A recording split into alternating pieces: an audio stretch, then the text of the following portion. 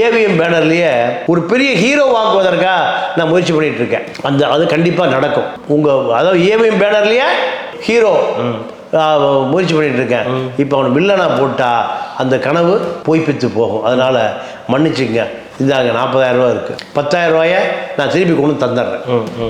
இப்போ இருக்கிற பிரேமலதாவை அவர் திருமணம் செய்வதற்கு முன்பு ராதிகாவை திருமணம் செய்ய முயற்சி பண்ணி திருப்பதிக்கு ராதிகாவை கூட்டிகிட்டே போயிட்டார். அப்படி? ஆமாம், திருமணம் நடத்துவதற்கு மீண்டும் களத்தில் குதிக்கிறார் இப்ராஹிம் ராவுத்தர்.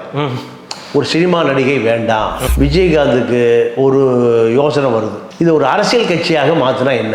அப்போதான் அந்த எண்ணமே வருது. நம்மள 2000 பேர் இருக்கானே, நம்ம அரசியல செய்யாம, நம்ம அரசியல கூட்டமே போடாம, கட்சியை ஆரம்பிக்காம எவ்வளவு பேர் வந்துட்டான்? 2000 பேர். இப்போ விஜயகாந்த் அதே தான். இந்த இடத்த நாங்கள் விஜயகாந்த் மனைவி பேரில் கிரையம் பண்ணி கொடுத்தோம். கிரையம் பண்ணி கொடுத்துட்டு எங்களுக்கு வீட்டில் வச்சு பணம் தரேன்னு சொன்னாங்க. அந்த இடத்துக்கான பணம் சரி கொடுக்கப்படவில்லை, ஏமாற்றிட்டாங்க. யார்? விஜயகாந்த் மனைவியும் ஏமாற்றிட்டாங்க. அப்படி எங்களுக்கு பல லட்சக்கணக்கான ரூபாய் பணம், அந்த காலி இடத்துக்கான பணம் கொடுக்கலன்னு ஒரு மகளிர், ஒரு அம்மா. ஆனால் கருணாநிதி பார்க்குறாரு, இவர் நமக்கு போட்டியாக வந்துடுவார். ஜெயலலிதா அதை நினைக்கல. ஆனால் திமுக நினைச்சார், எப்படியாவது தன்னுடைய கூட்டணியில் சேர்த்து விஜயகாந்தை தன்னுடைய முதலமைச்சர் நாற்காலி கனவுக்கு தானோ தன்னுடைய மகனோ எதிர்காலத்தில் எந்த இடையூறும் விஜயகாந்தனால் வந்துடும். அதனால் விஜயகாந்தை திமுக இணைத்துக் கொள்வதனால விஜயகாந்தை பலவீனப்படுத்தலாம். விஜயகாந்தை எப்படியாவது திமுக கூட்டணியில் சேர விடாமல் அதிமுக கூட்டணியில் சேர்த்து கொள்வதற்காக பெரும் தொகை கொடுக்கப்பட்டது. யாருக்கு? விஜயகாந்துக்கு. அதுதான் எனக்கு தெரிஞ்ச 500 கோடி ரூபாய். நீங்கள் பாண்டிச்சேரியில் இருக்கக்கூடிய வெங்கடேஸ்வரா மெடிக்கல் காலேஜ்,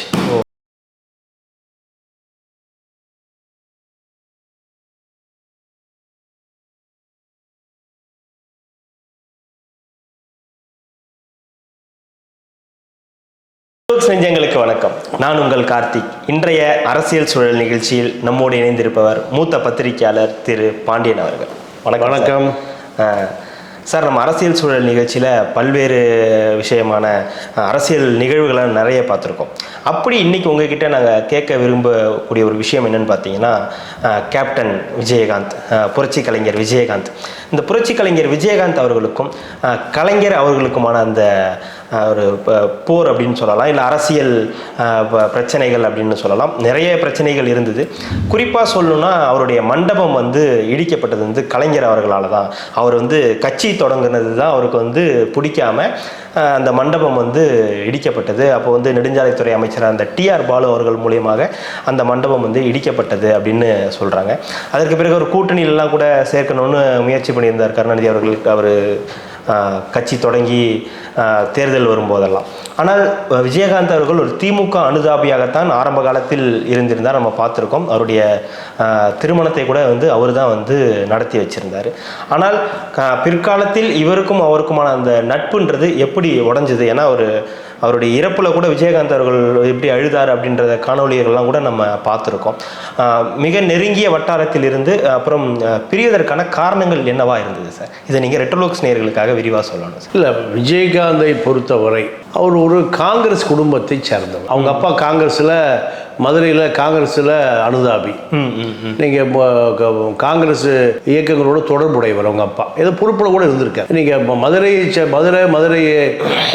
ஒட்டி இருக்கக்கூடிய தெற்கு பகுதிகளில் பெருவாரியான நாயுடு சமூகம், நாடார் சமூகம் இரண்டுமே காங்கிரஸில் தான் இருப்பாங்க. என்ன காரணம் கேட்டிங்கன்னா, நாயுடு சமூகம் நீங்கள் இந்தியா முழுக்க ஒரு ஆளுமை செலுத்தக்கூடிய ஒரு பெரிய தொழில் வர்த்தக சமூகம் நாயுடு. அதே போல் நாடார் சமூகம்.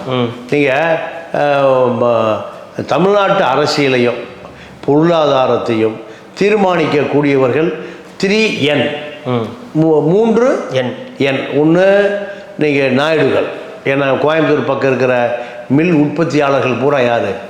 நாயுடுகள் தான். இரண்டாவது நாடார்கள் மிகப்பெரிய வியாபார ஸ்தாபனம், மிகப்பெரிய ஸ்தாபனம்.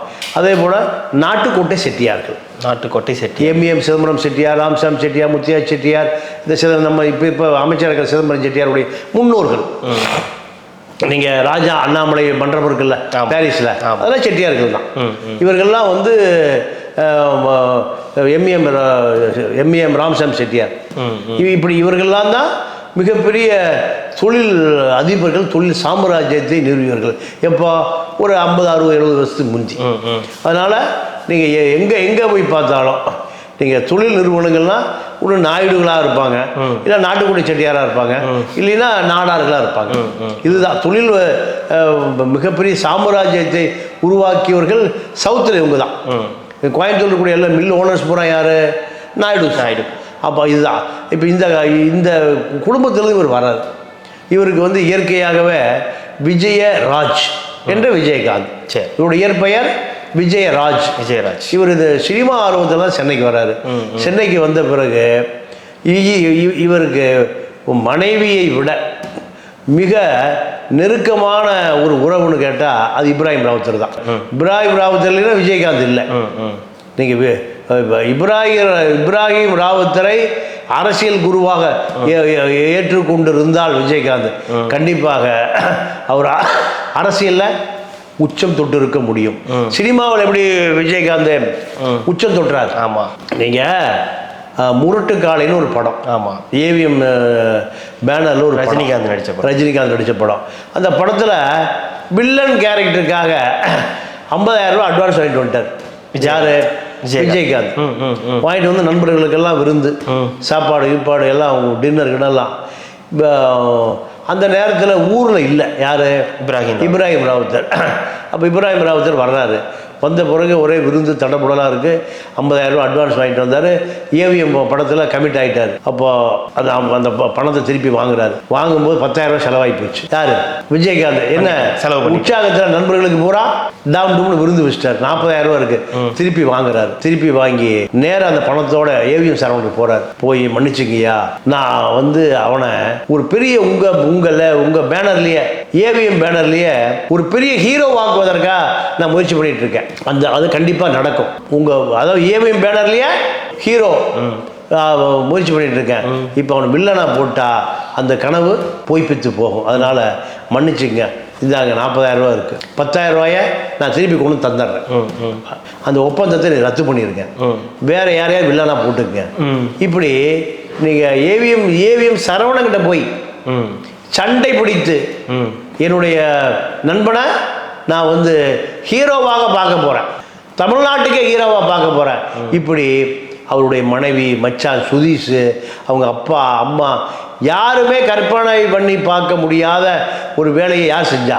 இப்ராஹிம் ராவுத்தர் செஞ்சார். ஆனால் அப்போ ஒரு கல்யாணம் ஆகலை இல்லையா? அவர் யாருக்கு? விஜயகாந்த் அவருக்கு கல்யாணம் ஆகலை. அப்போது நான் சொல்கிறது, மனைவி மக்களை அப்பா அம்மாவை விட இப்ராஹிம் ராவுத்தர் அவர் தான். அப்போ முடியாதுன்னு சொல்லி அடுத்து அவருடைய முதல் படம் சட்டம் ஒரு இருட்டறை. நம்ம இவருடைய படம், யார் படம்? விஜயுடைய அப்பா படம். அதில் ஹீரோவாக அவரை நிலைநிறுத்தியவர் யார்? இப்ராஹிம் ராவுத்தர் தான். இதுதான் அவருக்கு பல படங்களை தமிழ்நாட்டில் ஒரு வில்லனாக இல்லாமல் கதாநாயகனாக அறிமுகப்படுத்தியதற்கு அடித்தளம் போட்டவர் தான் இப்ராஹிம் ராவுத்தர். அதுக்கு முன்னாடி படங்கள் பண்ணிட்டு இருக்காரு. அந்த படம் தான் ஒரு பெரிய படம், பெரிய ஹிட்டாக அவர் குடிச்சு. சின்ன ரோலு, சின்ன ரோலு. கதாநாயகனாக நடித்தது எது? நீங்கள் சட்டம் இருட்டர் தான். முரட்டு காலையில் வில்லனாக நடிச்சிருந்தாருன்னா கதாநாயகனாக ஆயே இருக்க முடியாது. வர்ற கேரக்டர் எதுக்கு வரும்? வில்லனுக்காக தான் வரும். அப்போது வில்லனாகவே வாழ்ந்து, வில்லனாகவே நடித்து, வில்லனாகவே மறைந்திருப்பார். அரசியல்வாதியை மாறி இருக்க முடியாது, கதாநாயகனாக மாறி இருக்க முடியாது. இதை நீங்கள் அவரை மிகப்பெரிய உச்சத்துக்கு கொண்டு வந்தவருக்கு பார்த்தீங்கன்னா திரைத்துறையில் இப்ராஹிம் ராவுத்தர் தான். இப்ராஹிம் ராவுத்தருடைய அந்த திட்டமிடல் தான் அவரை நீங்கள் திரைப்படத்தில் எம்ஜிஆர் சிவாஜிக்கு பிறகு, கமல் ரஜினிக்கு பிறகு மூன்றாவது ஒரு கதாநாயகனாக விஜயகாந்தாக அறிமுகப்படுத்தியது எது? அவர் அந்த கதாநாயகன் படத்தில் நடித்தது தான் அந்த டேர்னிங் பாயிண்ட். அதுதான் அவர். அப்புறம் பல படங்கள் நடித்தார். பல படம் நடித்து கொண்டு இருக்கிற பொழுது நீங்கள் அவருக்கு அரசியல் ஆர்வம், அரசியல் ஆர்வத்தில் நீங்கள் கலைஞர் கூட நெருக்கமாகிறார். கலைஞர் கூட நெருக்கமாக, இப்ராஹிம் ராவத்தர் மூப்பனார் கூட நெருக்கமாகிறார். ஓ, ரெண்டு பேருமே இவருக்கு திமுக பிடிக்கல. யாருக்கு? இப்ராஹிம் ராவத்தருக்கு. விஜயகாந்துக்கு காங்கிரஸை பிடிக்கல. ஏன்னா இங்கே திராவிட இயக்கம் தானே எழுச்சியாக இருக்கு. அதனால இப்ராஹிம் ராவத்தரை பொறுத்த வரையும் திமுக ஒரு ஊழல் கட்சி, திமுக ஒரு தகுதியான கட்சி இல்லை, அகில இந்திய தேசிய கட்சி அது காங்கிரஸ் தான். அதனால இவரை பொறுத்த வரைக்கும் தன்னை விஜயகாந்த் காங்கிரஸில் இணைத்துக் கொள்ளவில்லை. திமுக அனுதாபியாக மாறுறாரு. திமுக அனுதாபியை மாறி திமுக வட்டாரங்களில் ஒரு உறவை வளர்த்துக்கிறார். இதுதான் அவருடைய திருமணத்துக்கு கலைஞர் தலைமை தாங்குகிற அளவுக்கு மூப்பனார் வந்தார், கலைஞர் வந்தார் வச்சுங்க. ஒரு பெரிய நடிகர் எல்லாம் வரத்தான செய்வாங்க. அப்போ இதுதான் இவரை நீங்கள் திமுக பக்கம் ஈர்த்தது. திமுக பக்கம் ஈர்த்து திமுகவுடைய விசுவாசியாகவே திரைப்படத்துறையில் கால் பதிச்சு வர்றாரு. அதாவது 1990 ஒரு கல்யாணம். ஆமாம், கல்யாணம் நீங்கள் கலைஞர் தான் தாலி எடுத்து கொடுத்து பண்ணுறாரு. ஆமாம், இதுக்கு முன்பு நீங்கள் 90க்கு முன்னாடி அவருடைய திருமணத்தில் ஒரு பெரிய ஆக்சிடென்ட். எப்படி விஜயகாந்துக்கு எப்படி ஒரு விபத்துன்னு கேட்டால், இப்போ இருக்கிற பிரேமலதாவை அவர் திருமணம் செய்வதற்கு முன்பு ராதிகாவை திருமணம் செய்ய முயற்சி பண்ணி திருப்பதிக்கு ராதிகாவை கூட்டிகிட்டே போயிட்டார்.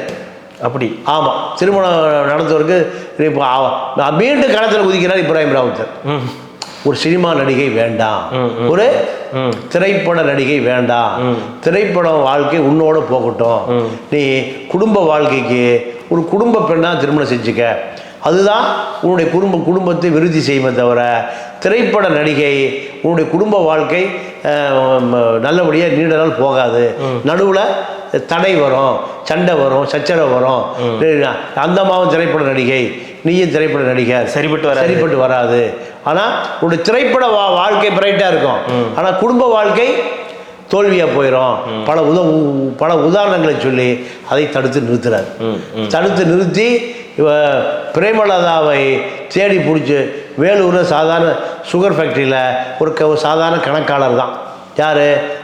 பிரேமலதாவுடைய அப்பா. எளிய குடும்பம், நாயுடு குடும்பம். இவர் பேஸ் மதுரை. அந்த அம்மாவை கொண்டு திருமணம் பண்ணி வைக்கிறார். இது கலைஞர் தலைமையில் இப்ராஹிம் ராவத்தர் தான். இல்லைன்னா நீங்கள் அதோட அவருடைய குடும்ப வாழ்க்கையும் ராதிகாவும் விஜயகாந்தும் சண்டை போட்டு பிரிஞ்சிருப்பாங்க, டைவர்ஸ் ஆகிடும். இதையும் ஒரு பெரிய வரலாற்று மாற்றத்திற்கான அடித்தளமிட்டவர் இப்ராஹிம் ராவத்தர். இதுதான் 90 to 2000 அவர் பல படங்களை ஹிட்டாக கொடுக்குறார். நீங்கள் எப்படி ஏவிஎம் பேனரில் எப்படி அவர் ஹீரோவை வர நினைச்சாரோ அதை விட பல பெரிய பேனர்கள் இல்லாமல் விஜயகாந்த் இப்ராஹிம் ராவத்தர் சொந்தமாக ஒரு திரைப்பட கம்பெனியை வச்சிருக்கார். விஜயகாந்த் வேலூர் திரைப்பட கம்பெனி. இந்த கம்பெனிகள் பல படத்தை வெற்றி படங்களை கொடுக்குது. நீங்கள் இதுதான் விஜயகாந்தோடைய 10 ஆண்டு காலம் திரைப்படத்துறையில் உச்சம் தொட்ட நடிகராக மாறுறாரு. இப்படி மாறுகிற பொழுது அதிகார மையம் அரசியலில் திமுக அண்ணா திமுக 2 அதிகார மையம் தான். வேறு யாரும் பெருசாக நீங்கள் திமுக அண்ணா திமுக இணையாக அரசியல் பண்ண முடியல. இது வரைக்கும் பண்ண முடியல. பாமக வருது 7-8% வாக்கு வங்கி வருது. ஆனால் திமுக வாக்கு வங்கி 20 முதல் 40 வரை. ஆமாம், இந்த 20 முதல் 40 வரைய அடையக்கூடிய கட்சி ஏதாவது வருமானம் எதிர்பார்த்துட்டு இருக்கிற நேரத்தில் ஒருத்தர் இல்லை. நீங்கள் ஒருத்தர் கவுன்சிலர் ஆகணும், ஒன்றிய செயலாளர் ஆகணும், நகர செயலாளர் ஆகணும், எந்த ஒரு அதிகாரமிக்க பதவிக்கு வரணும்னா ஒன்று திமுக இருக்கணும், இல்லைன்னா அதிமுக இருக்கணும். வேறு எந்த கட்சியுமே போக்கிடம் இல்லை. இதுதான் 2000 வரைக்கும் உள்ள தமிழக அரசியல் நிலைமை. இப்போ எல்லாம் விஜய் கட்சிக்கு போகிறான்ல, ரஜினி வரலைன்னு எல்லாம் விஜய் கட்சிக்கு போகிறான். இப்போ அதே போல் அந்த காலத்தில் எல்லாரும் என்ன பண்ணாங்க, விஜயகாந்த் ரசிகர் நற்பணி மன்றம் தமிழ்நாடு முழுக்க உருவாகி அதாவது அரசியலில் அடிமட்ட அதிகாரம் எதுன்னு கேட்டிங்கன்னா வார்டு கவுன்சிலர். ஆமாம், வார்டு கவுன்சிலர் தான். அப்போ வார்டு கவுன்சிலரை திமுக நிற்பான், இல்லை அதிமுக நிற்பான். அதிமுக கூட்டணியில் கம்யூனிஸ்ட் கட்சி நிற்பான், அதிமுக கூட்டணியில் பாமக நிற்பான், திமுக கூட்டணியில் சிறுத்தை நிற்பான். இப்படி தான் கூட்டணிகள் பார்த்து கொடுக்குற சீட்டில் யாராவது ஒருத்தன் கவுன்சிலர் ஆவான், துணை மேயர் ஆவான். இதுதான். அதை தாண்டி திமுக அண்ணா திமுக தயவுல தான் தமிழ்நாட்டில் அரசியல் பண்ணணும். ஆமாம். அதை தாண்டி கம்யூனிஸ்டுகளாகட்டும், காங்கிரஸ் ஆகட்டும், விடுதலை சிறுத்தைகளாகட்டும், மதிமுகவாகட்டும், பாட்டாளி, எதாக இருந்தாலும் யாருடைய நிழலில் அரசியல் பண்ணணும்? திமுக இல்லை அதிமுக இருக்கணும். இதுதான் நிலைமை. அப்போது 2000 வாக்கில் நீங்கள் அதிமுக திமுக அல்லாமல் விஜயகாந்த் ஒரு படம், எம்ஜிஆர் படம்ல எங்கே ஓடுன்னு கேட்டிங்கன்னா, தமிழ்நாட்டினுடைய வடபகுதியான வண்டியர் பெல்ட்டில் தான் ஓடும். வண்டியர் பெல்ட்டில் தான் இந்த எம்ஜிஆர் படம், விஜயகாந்த் படம், ரஜினி படம் இந்த ஏரியாவில் விலை ஜாஸ்தி. இதுக்கு பேர் என்எல்சி ஏரியாங்குவோம். நார்த் ஆற்காடு, சவுத் ஆற்காடு, ஆம்பூர், வேலூர், திருச்சி, தமிழ்நாட்டினுடைய வடபகுதியில் வடபகுதியில் இந்த பெரிய அளவில் இந்த உழைக்கிற மக்கள் இருக்கான். அவனுக்கு பொழுதுபோக்கு எது? சினிமா தான். அது முக்கியமாக இவங்க மாதிரியான படம். விஜயகாந்த். ஆமாம். அதாவது சினிமா தேட்டர் போய் அழுதுட்டுலாம் வர முடியாது.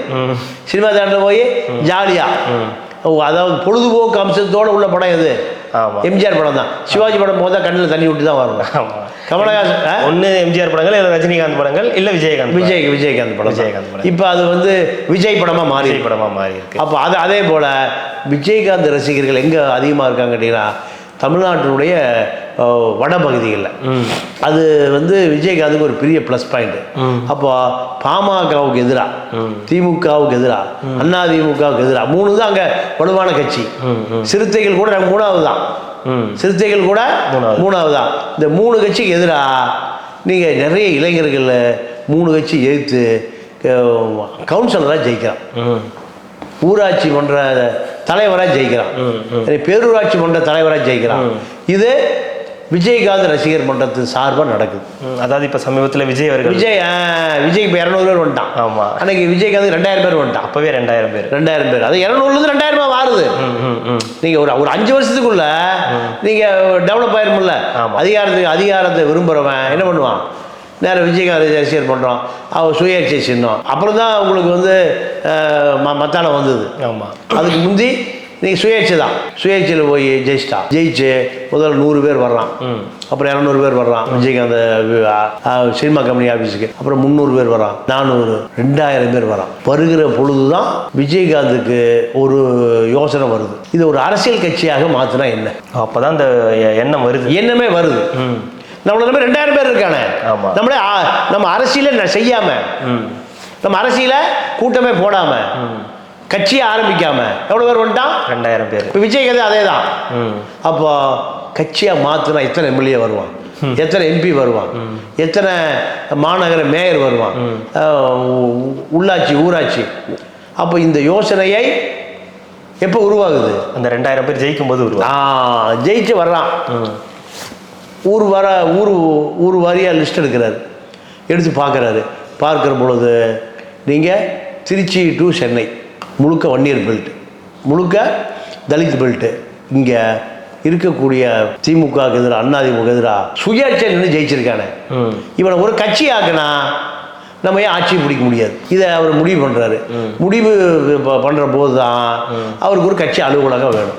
அப்போ அந்த இடம், இப்போ கட்சி அலுவலகம் இருக்கிற இடம் கோயம்பேடு. ஆமாம், கோயம்பேடு வாங்கி போட்டிருக்காரு. நான் இந்த நேரத்தில் ரெட்ரோலுக்கு செயர்களுக்கு ஒரு பதிவு நான் செய்யணும். எப்படின்னா 2000 வாக்கில் நான் தமிழக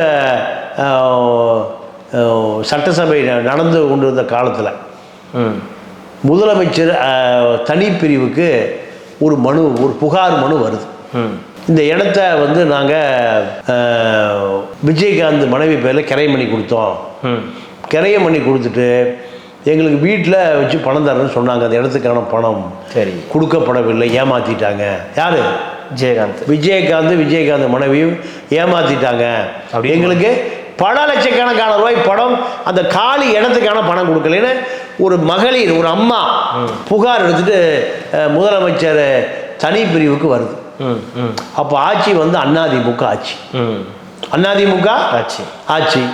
இந்த புகார் விசாரிக்கிறதுக்கு அனுப்புகிறாங்க. சிஎம் செல்லிருந்து புகார் விசாரிக்கிறதுக்கு போகுது. உண்மையாகவே பணம் வரல. யார்? விஜயகாந்த் மனைவி தான், மனைவி பேர் தான் அந்த இடம் வாங்குது. வாங்கிட்டு நீங்கள் வீட்டில் வந்து பணம் வாங்கிக்க, வீட்டுக்கு போனால் சந்திக்க முடியல, வீட்டுக்கு போனால் சந்திக்க முடியல. அந்த இடம் அந்த அந்த காலத்துலேயே இப்போ பல லட்சங்கள் வரும். அது 1 ஏக்கர்னு நினைக்கிறேன். ஆமாம். அப்போ பணம் கொடுக்கப்படலான்னு முழுசாக இல்லை, பாதியோ கால்வாசியோ. 1 ஏக்கரோ 3 ஏக்கரோ அந்த இடம். ஆமாம். அது நான் சொல்கிறது மொத்த இப்போ பாட்டாக வாங்குறாங்க, தனித்தனியாக வாங்குறாங்க. அப்போது அந்த அம்மாவுக்கு ஒரு ஒரு அம்மா ஒரு மகளிர் தான் வருது. எனக்கு இன்றைக்கி நல்லா ஞாபகம் இருக்கு. முதலமைச்சர் தனிப்பிரிவுக்கு அந்த அம்மா வருது, வந்து புகார் கொடுத்துட்டு அதை ஜெராக்ஸ் காப்பியை பத்திரிக்கையாளர் அறைக்கு கொண்டு எல்லாத்துக்கும் கொடுக்குது. நானும் ஒரு காப்பி வாங்கினேன். வாங்கினா கிரை பண்ணி கொடுத்தோம், எங்களுக்கு விஜயகாந்த் பொண்டாடி பணம் கொடுக்கல, விஜயகாந்த் பணம் கொடுக்கல. இந்த புகார் நிலுவையில் இருந்து பத்திரிகையாளர் அறையில் வந்து எப்போவுமே சிஎம்சியில் புகார் கொடுக்குறவங்க பக்கத்துலேயே பத்திரிகையாளர் அறை, இந்த மாதிரி பெரிய அறை இருக்கும். அங்கே வந்து இருக்கிற பத்திரிகையாளர்களுக்கு பூராமல் அந்த புகார் பண்ணி ஜெராக்ஸ் காப்பி கொடுப்பாங்க. அப்போ அதை நானும் வாங்கினேன். நானும் வாங்கி அந்த அம்மாட்ட கேட்டேன். அந்த அம்மா கிட்டத்தட்ட ஒரு 45 வயசு இருக்கு. 45. ஆமாம். அப்போ நான் கைது போட்டு கொடுத்தேன், இடத்த விற்றேன், ஆனால் விஜயகாந்த் பண்ணி பணம் கொடுக்கல. இந்த புகாரை நீங்கள் எல்லா பத்திரிகையாளருக்கும் தெரியும். இது ஒரு பக்கம் நிலுவையில் இருக்கு. அப்போ தான் அவருக்கு அந்த கட்சி அலுவலகம் மாற்ற வேண்டிய தேவை வந்து தேசிய முற்போக்கு திராவிடர் கழகம்னு ஒரு கட்சியை ஆரம்பிக்கிறார் 2005. அப்போ அந்த மண்டபம் கட்டுறாங்க. கட்டி அது தேசிய முற்போக்கு திராவிட கழகம்னு போர்டு வைக்கிறாங்க. ஏடிஎம்கே கவர்மெண்ட் முடிஞ்சு திமுக கவர்மெண்ட் வருது 2006. வந்த பிறகு விஜயகாந்த் நீங்கள் திமுக கூட்டணியில் அதிமுக கூட்டணியா அப்படிங்கிற நிலைமை வர்றபோது இப்போ திமுக கூட்டணியில் அவர் இணைந்து கொள்வார் அப்படி எதிர்பார்க்கப்பட்டது. இல்லை, இப்போ இந்த கட்சி ஆரம்பிக்கிறதுக்கு முன்னாடி அவருக்கும் கலைஞர் அவர்களுக்கும் ஒரு நெருக்கம் இருந்துச்சு. அவர் கல்யாணம் எல்லாம் பண்ணி வச்சிருக்காரு. அவர் திமுக அனுதாபியா தான் இருந்திருக்காரு. அவர் கட்சி ஆரம்பிக்க போறோன்னா அவருக்கு அதிர்ச்சியா இல்லையா? இவர் வெளியே போறாரு, இவருக்குன்னு ஒரு கூட்டம் இருக்கு அப்படின்ற ஒரு அதிர்ச்சி கலைஞர் அவர்களுக்கு இல்லையா? ஒரு இது ஏற்படலையா? பிரிவினை அவர் என்ன நினைக்கிறாருன்னா, திமுக இருந்து எந்த தொண்டனும் விஜயகாந்த் படி போக மாட்டான். இந்த கூட்டம் போற அதிமுக தொண்டன் தான் போவான். அதிமுக தான் பலவீனமாகும், பாமக தான் பலவீனமாகும். இது தனக்கு நல்லதுன்னு நினைக்கிறார். இல்ல, அவருக்கு விஜயகாந்த் கட்சி தொடங்குறதுல எதுவும் பிரச்சனை இல்லை. ஆசீர்வாதம் வாங்கறதுக்கு கருணாநிதி போறாரு. ஆசீர்வாதம் வாங்க கருணாநிதி, நான் கட்சி ஆரம்பிக்க போறேன், நீ எனக்கு ஆசீர்வாதம் பண்ணுங்கன்னு போறாரு. ஆமா. அப்ப கலைஞர் என்ன நினைக்கிறாருன்னா, எம்ஜிஆர் தொண்டன், சினிமா தொண்டன் இருக்கான்ல, ஆமா, அவன் தான் விஜயகாந்த் பின்னாடி போவான். அதிமுக தான் பலவீனமாகும். ஆமா. அதே போல பாமக தான் இங்க பலவீனமாகும். அதனால இது ஒரு வகைக்கு நமக்கு நல்லது. ஆனா விஜயகாந்த் நம்ம கூட வச்சுக்கணும், நம்ம கூட இருக்கணும். ஆனா கட்சியும் ஒரு சில பிரச்சனை கிடையாது. அதை விரும்புறாரு. ஆனா விஜயகாந்த் எங்க போய் சேர்ந்துடுறாரு? அதிமுக கூட்டணி 2011. ஆனா முதல் தேர்தலில் அவர் வந்து தனியாக தான் நிற்கிறாரு. அப்போ அந்த 2011 தேர்தலில் அவர் இல்லை 2006 தேர்தல். அப்போ 2011-14 அவர் டெவலப் ஆகிட்டார். 2006 திமுக கூட்டணியில் கூட திமுக கூட்டணியில் இணையணும்னு நினைக்கிறார். ஆனால் திமுக கூட்டணி அதிமுக கூட்டணி இணைந்தால் தன்னுடைய முதலமைச்சர் கனவு நனவாகாது. ஆமாம். அதனால தனித்து நின்று தான் ஆட்சியை பிடிக்கணும். அவர் மட்டும்தான் ஜெயிக்கிறார். அப்போ அவர் என்ன நினைக்கிறாங்கன்னா, திமுக அதிமுகவுக்கு மாற்றா விஜயகாந்த் தான். அவர் கணிசமான ஓட்டுகள் 11% ஓட்டு வாங்கினார். அந்த தேர்தலில் அதிமுக தோக்கிறதுக்கும் அவர் ஒரு காரணம் 11% ஓட்டு வாங்கினார். அது பெரிய வெற்றி. 2006 நீங்கள் விஜயகாந்த் எப்படியாவது ஜெயலலிதா கூட இணைச்சலாம், ஜெயலலிதா கூட சேர்த்தலான்னு கடுமையாக முயற்சி பண்ணுறாங்க. சேரல, கலைஞரோடையும் சேரல. அப்போது அடுத்த முதலமைச்சர் யார்? விஜயகாந்த். இதுதான் இப்போ பரவலாக பார்க்கப்பட்டது. ஆனால் கருணாநிதி பார்க்குறாரு, இவர் நமக்கு போட்டியாக வந்துடுவார். ஜெயலலிதா அதை நினைக்கல. ஆனால் திமுக நினைச்சாரு, எப்படியாவது தன்னுடைய கூட்டணியில் சேர்த்து விஜயகாந்தை தன்னுடைய முதலமைச்சர் நாற்காலி கனவுக்கு தானோ தன்னுடைய மகனோ எதிர்காலத்தில் எந்த இடையூறும் விஜயகாந்தனால வந்துடும். அதனால் விஜயகாந்தை திமுக இணைத்துக் கொள்வதனால விஜயகாந்தை பலவீனப்படுத்தலாம். ஆனால் இயற்கையாகவே அந்த மண்டபத்தை இடித்து இந்த பாலம் போட போகிறாங்க. அப்போது நீங்கள்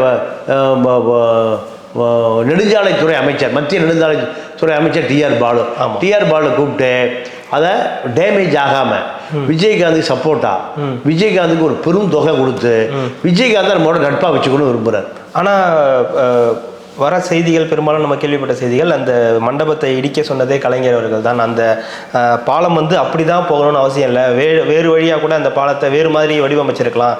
ஆனால் ஒரு கட்சி ஆரம்பிக்கிறதோ விருப்பப்படாமல் தான் அந்த மாதிரி ஒரு பாலம் அப்படி போகிற மாதிரி இது பண்ணி அந்த மண்டபத்தை உடைச்சாங்க அப்படின்ற ஒரு செய்தியும் இருக்கு. இல்லை, அது பேசப்பட்டது.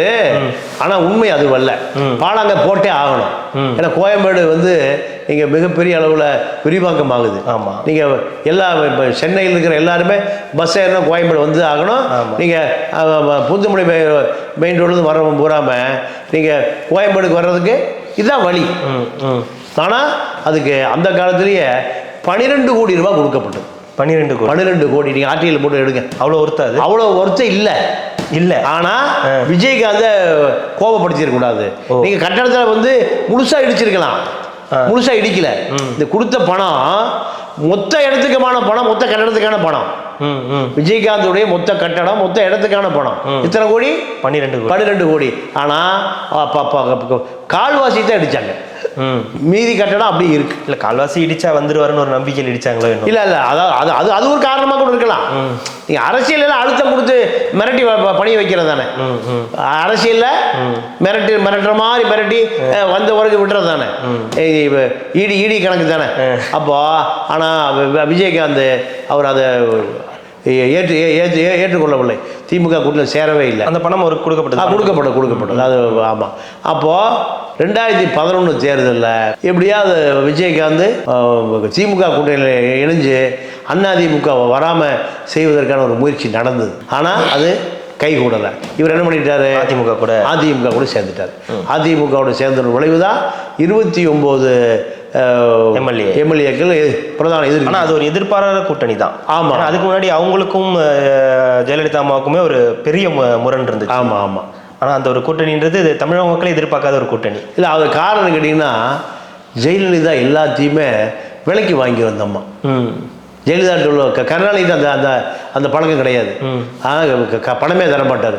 ஜெயலலிதா பொறுத்தவரை நீங்கள் காங்கிரஸை விலைக்கு வாங்கின யார் ஜெயலலிதா.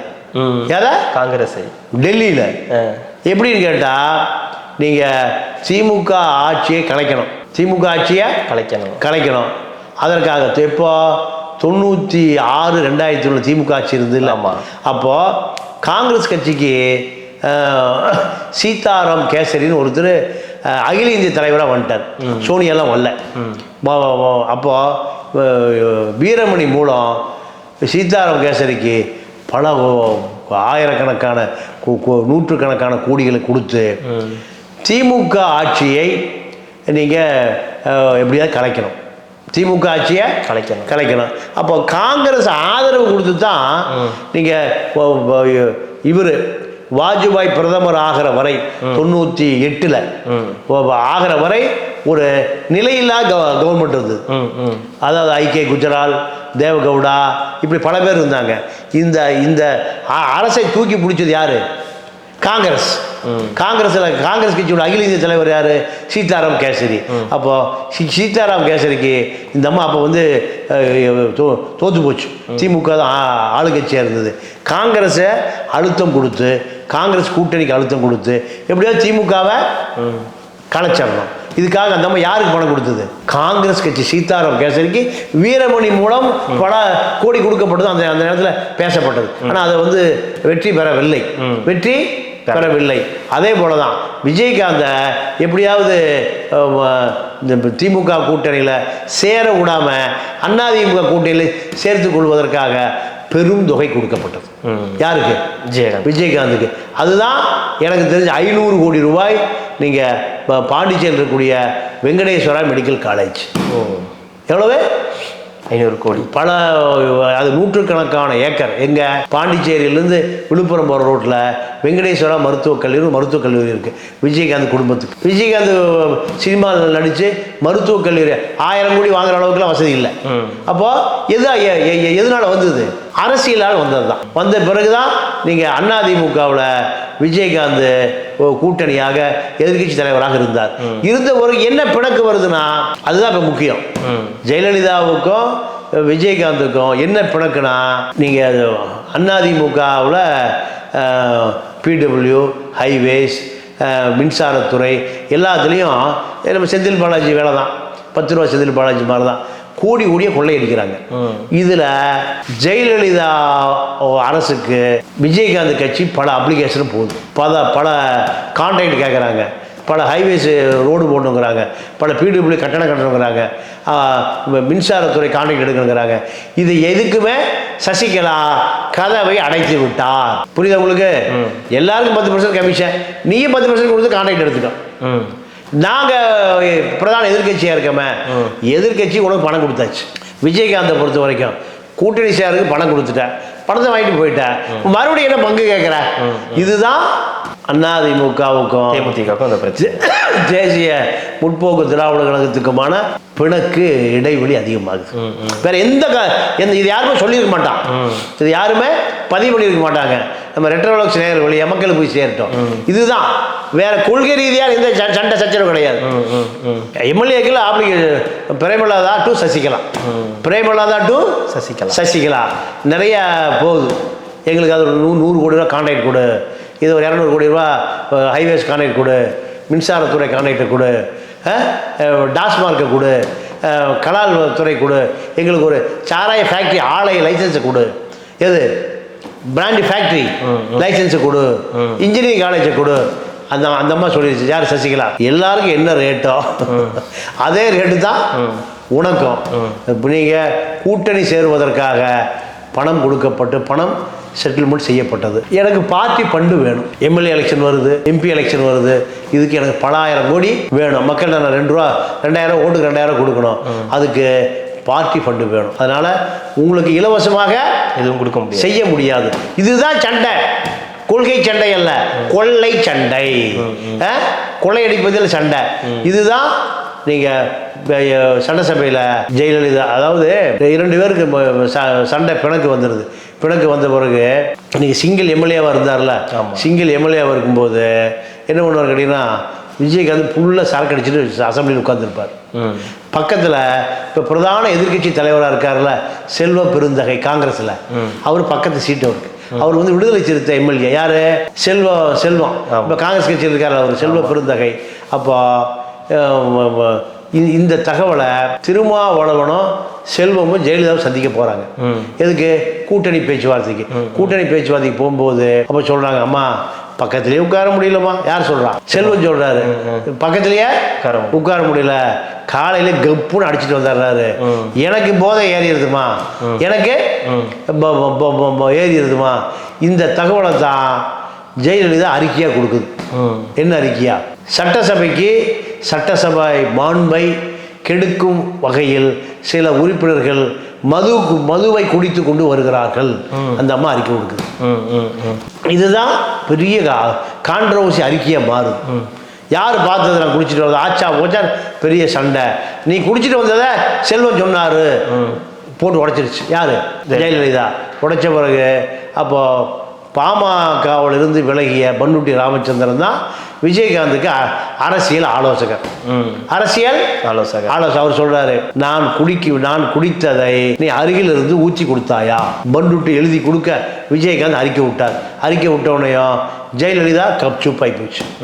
ஜெயலலிதா அப்போ இந்த ஆண்மை தளத்தை தான், இந்த தைரியத்தை தான், ஜெயலலிதாவை எதிர்க்கக்கூடிய வல்லமை உடையவன் தான் விஜயகாந்த்.